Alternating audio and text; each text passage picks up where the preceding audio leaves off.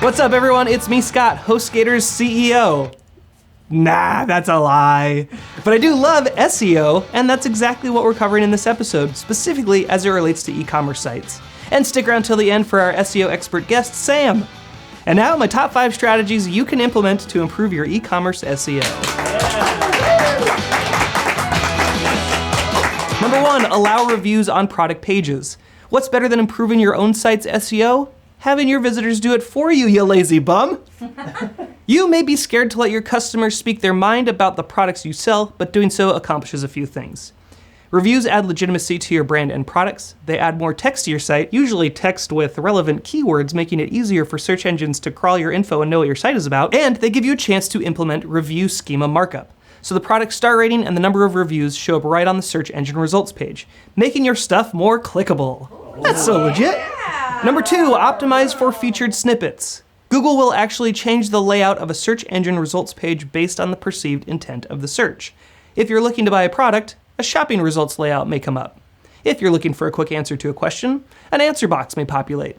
These featured snippets may only come up 12% of the time, but when they do, it's great to be the site featured as they're often the first thing listed in results. And they look really neat. So you want to be a part of that. To grab these featured snippet slots, first do a search for all your keyword combos to see how Google presents the info. Then match the formatting of the content to the formatting of the search results. This will help you increase your ability to become the master of that snippet. Hey. Number 3, create content around specific products. Generally, creating original content on a regular basis is a great way to improve SEO, since search engines will recognize the constant posting as regular updates, indicating that your site is active, which will help your site index higher. Now, take that constant activity of posting content and make it specific to the stuff you sell. Duh! You will naturally and organically be including keywords, and you will be providing your visitors with more content to consume, which will help extend visit duration, which is also a factor that directly impacts SEO.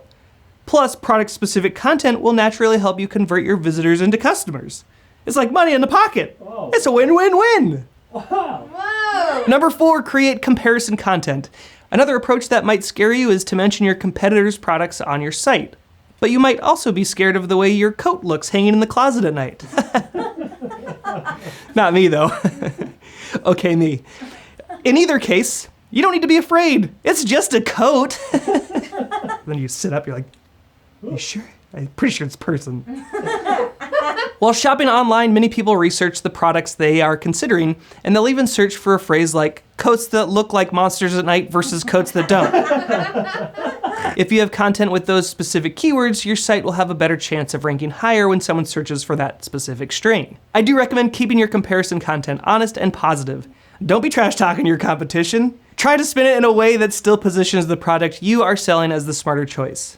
Posting comparison content will add more keywords and may even help you rank higher when shoppers search for the competitors' products. So, yes, come to my site. Yes, give me the traffic. Whoa.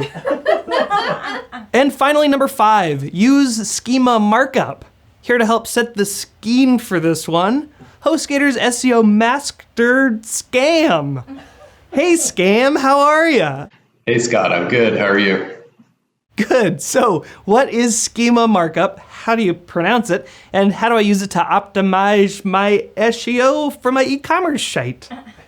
Good questions. So schema is markup, which is code that goes alongside the code of your web page that tells Google what that section of your web page is about.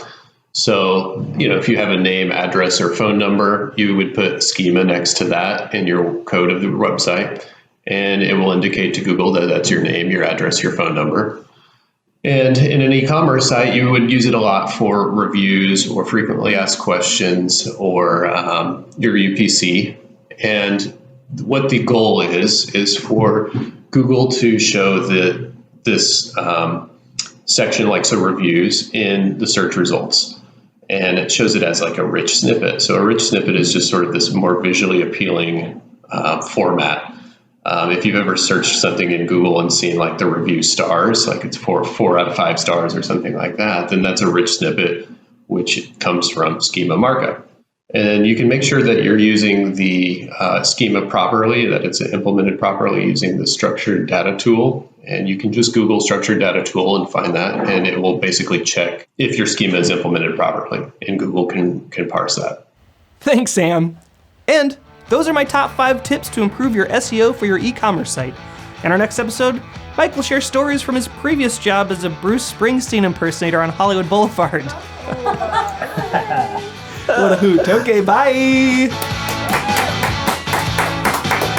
Mike, you're a big fan of The Boss? Which boss? You? No, Bruce Springsteen.